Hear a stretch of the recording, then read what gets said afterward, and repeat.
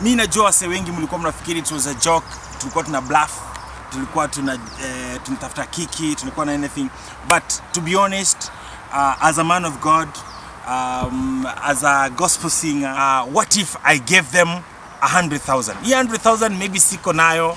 I have to speak to other people ambao we believe together, we have the same faith, tuna believe kwamba gospel inafaa ikuwe ndio iko mbele. So I had to speak to 1 or 2 people, and I thank God that we have the first bunch ya ile pesa ambayo wale watu wakiquit yenye watapata. Sasa the first 300,000. So wase, it was not a joke, it was real. So the first 300,000, wacha nitoe mbili, nibakisha moja. Na msiniulize kwa nini nabakisha moja, because today we have a surprise, guys. We have a surprise. We have a surprise. Wacha nikuambie, mambo ya Mungu yanafikanga when I posted that, I didn't know anybody was going to come forth. Mimi niliona wasichana maybe hawatatokelezea, lakini Mungu ni Mungu, sicheze na Yesu. Surprise for you. Here. The surprise is here. The surprise is here. I am happy. In 3, 2, 1. Meet my sister. Mambo. Inajua siku hizi ya corona wewe tunagota. Yeah, I just want to welcome you. My name is Ringtone. I am the gospel music chairman wa East Africa. Usiniulize, itafika tu hata kama ni kwa imani. So I'm welcome here. Nataka niseme wakati nilipost hii kitu, nini nilikufanya ukaona reach out, because you reached out to me? Okay, me, I thought ni kama ni Mungu tu ametuma, because specifically media imekuwa inatutrash sana regarding this material thing. So I was like looking for a way out, but I didn't know what to do. So you reached out and I just said thank you Jesus. Somebody tagged me in your post. So I was so happy and I said thank you Jesus so much. So I missed very early in the morning when I woke up and saw it. And I said, now this is my way out, finally. Mimi nataka tu niseme, wakati nimeamua by the way kukupatia hii pesa, sikuamua sitaki kutetea Kenya utafanya. I just want to believe and I just want to hope. Sometimes blessings za Mungu, when an opportunity kikuja, inakuja once. And I want you to take this money as a seed from the kingdom of God. I want you to take this money, ujue kwamba tu maybe ni Yesu amekupatia tu mbegu ya kwenda kupanda.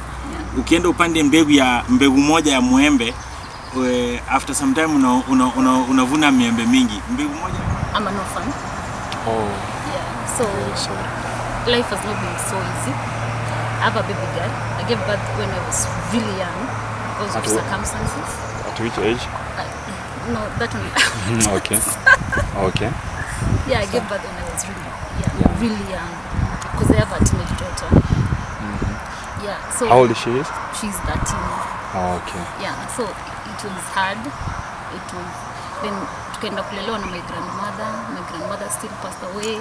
So life has been hard. Like my sister hakumaliza high school, hata alifika class 7 because of life. Oh yeah. So after I struggled, I managed to open a club, a small club in Tala. So then corona hit us and it hit us so hard. Oh, the club ilikuwa this year? Club ilikuwa like last year, then mpaka December niko nayo pale March. So corona tukafunga for 6 months. Coming back was so hard. So I got an opportunity to get married to somebody I really like. But the competition proved me wrong and the media proved me wrong as well, because they are calling us prostitutes. Okay. So guys, I just want to say that I am humble that God was able to use me and provide for me, because this is not my money.